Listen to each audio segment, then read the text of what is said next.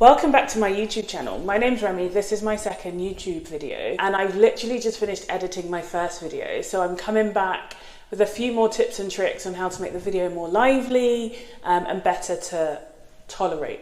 So in the process of deciding that I wanted to start a YouTube channel, like I mentioned before, I've been listening to a lot of Ali Abdul, so I subscribed to his YouTuber Academy. And I think I'm about 50% of the way through and I found it really interesting so far. And I think I've just gotten to the point where you start to learn how to edit. So I don't know how to edit, and for that reason, I won't be sort of adding in any bits and pieces here and there. And I will pick that up as I go along. If I like the process of filming and editing 3 videos and not feeling massively cringe when I post it, then I'll continue to do more. So in the time since the last video, I've been watching a little bit more of the course, trying to improve my public speaking techniques. Like I said, I went through the whole process of editing the video and also watching yourself back gives you an idea about all the quirks and things that you do with your face, how to relax, how to smile more, and hopefully make my personality shine through a lot more in this video. So in today's video, I really want to just go over why I felt the need to start a YouTube channel, the things I've been listening to, reading, and the thoughts that I've been having that I feel would be quite useful to share on this page. So I'm going to speak about doing it all. So again, I don't want to sound super preachy. I just want to give a lot of my own examples. And again, I said, this is a video diary to myself. In 2 years' time, I'll be living a very different life. And I want to see how I change and all the subtle nuances that change over time. So in today's video, I want to talk about doing it all. So when I told my sister that I was going to start a YouTube channel, like literally the first thing she sent to me via WhatsApp was, why do you do too much? So if I had good editing skills, I would edit in the shot of the WhatsApp image. So when she said that, I was like, oh, I kind of took offense to that. And then I laughed, and then I really understood her point. Remy does too much. I feel like that's like my tagline. In as much as I can appreciate that I overdo things sometimes, but sometimes mentally I feel overwhelmed by all the different things I've got going on. And yes, I have added filming YouTube videos to that list. But it does make me think about probably 2018, 2017, when I'd had my first daughter. At the time, we were, myself, my sisters and my husband, were running a yoga studio, which did take out quite a lot of my maternity leave, and I found very overwhelming and very stressful. And around that time, I'd gone to see a therapist. Through the session, she was like, Remy, what is your obsession with feeling like you're not doing enough? And even now, I feel like sometimes I'm not doing enough. And where does that come from? And what is that feeling that makes you consistently push to do other things? And one of my friends that I'm constantly texting, and she was like, Remy, like, stop, it's enough. And interestingly, after I'd finished my exams last year, I was like, yay, I've got all this free time. And my husband said, no, you're just going to fill it with something else. So the question I have asked myself, and I'm asking myself in this video diary, what makes me obsessed with doing a lot of things at the same time? I saw a LinkedIn post by a friend of mine who said that you should only focus on one thing. Like women, we feel like multitasking is our superpower. And I definitely don't think it's a superpower of mine. I feel like my personality and my drive for more, and that's probably wanting to feel satisfied and content all the time, drives me to want to do more than one thing at a time, because I feel like the busier I am, maybe the happier I am, maybe the more distracted I am, I'm not sure. But as I've been going over the books, the podcasts, and all of that stuff that I will endlessly make reference to, one of the first few books I read was The Success Principles by Canfield. And I really loved that book. I read it twice. I got the workbook. I've got the physical book behind me. And he talks about how you alone are responsible for your life. And when I heard that, it created a sort of unease within me, because it's very easy to have excuses and blame everything around you for the way your life has played out. But actually, you alone are responsible for your life. So when I heard that, I think it was like summer last year, I took that on board and I said, okay, I can live a small life where I don't take chances, or I could live with the end in sight. That's something I learned from 7 Habits of Highly Effective People many, many years ago. And actually, what do I want the end to look like? And I do want the end to be very chilled and calm and serene. But for me to have multiple facets to my career, to my personality, and to my life. And I feel like at this point in time, I am in a transition phase where if I carry on along the path that I'm on, I'm going to be a consultant in the UK, hopefully. I will have my kids, my family, and life will sort of carry on. Or I could like try a lot of different things all at once, see if I like it and see if that changes the trajectory. So I think at the moment that's probably where I'm putting it down to. And if you're a therapist out there and you're watching this, you might be like, no, she's not cottoned onto the real root of her problems. And maybe I don't, and maybe I'm in denial, and maybe I'm happy with that. Ultimately, in this period, as much as I'm doing lots of different things, and as much as I enjoy doing lots of different things, I'm still trying to establish tools that I can use to not get overwhelmed. Now, like I said, this is a community, I don't have the answers. If you have any tips where you have managed to declutter your life, so to speak, please list them below, because I do need some more help.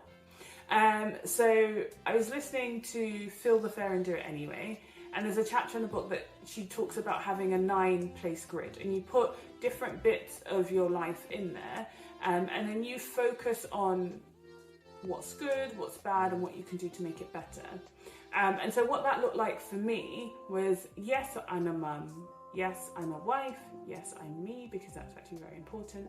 Yes, I have faith and I've got my spiritual life to think about. Yes, I'm a doctor. Yes, I'm an entrepreneur. I've got my health to consider. I've got my home to consider. I've got my relationship, my family, and my community to consider. And I'm only one person. So what in my day can I outsource? So that's been my big tip, outsourcing.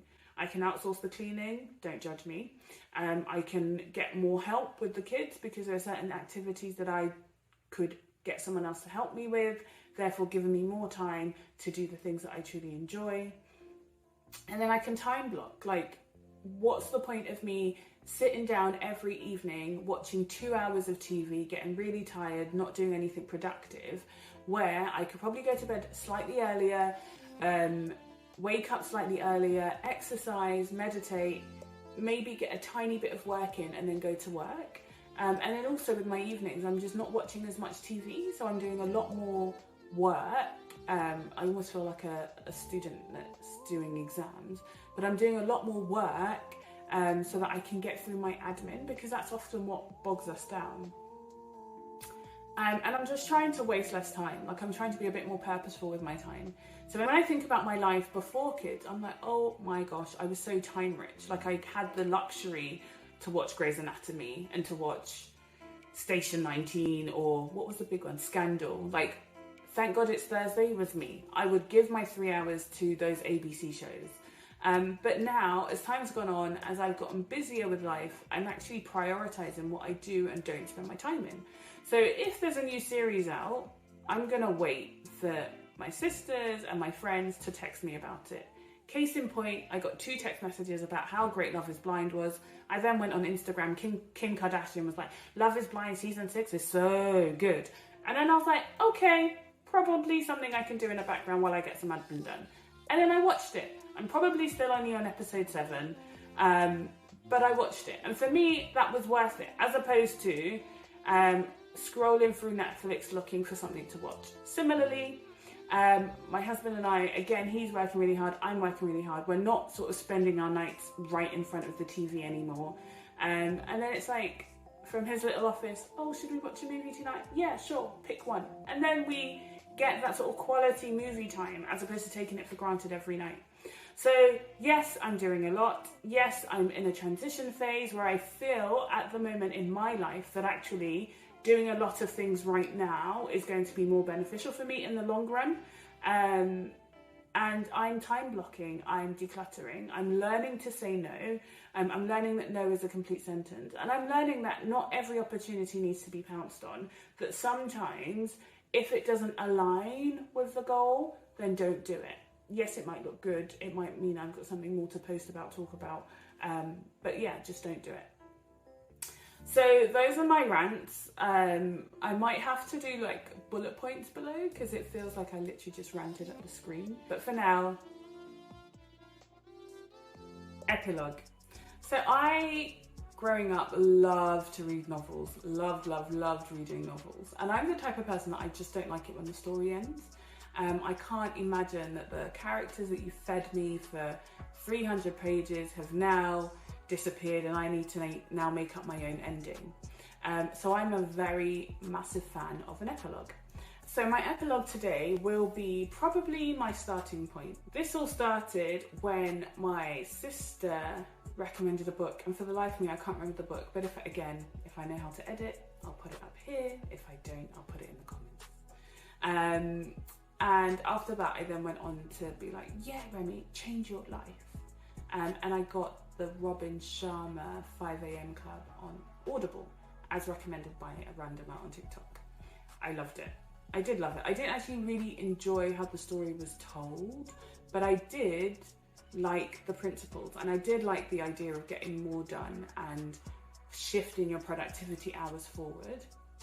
I tried it for 3 weeks and then I fell off the wagon. Because 5 o'clock is just too early, definitely too early for me. And then I was like, oh, we'll do 5:30, oh, we'll do 6. And then I had a run of night shifts. And I don't know if anyone here works nights. Being in a routine and then doing a block of nights and having your body clock changed and then trying to get back into the routine just didn't work for me. And it hasn't. And beginning of this year, I was like, oh, Remy, give it another go. And for 3 weeks it worked. I was doing really well. I was ticking every day off my habit tracker, and then I did nights again. And so, as an epilogue to this video, I'm just talking about the books, the 5 a.m. Club. I really recommend it. I encourage you to give it a go, to take all the tips that come from it, and genuinely wish it was something that I could do. But again, I'm not making excuses. I can't wake up at 5 and do my power hour. I do find ways to get it in through the day, especially if I'm not going into work that day. Then I will maybe do the drop off, come back, do my exercise, do my meditation. So again, that's another thing, like just don't make excuses. If you want to do something, you've got it on your vision board, you'll find a way around it. So yeah, that's it from me.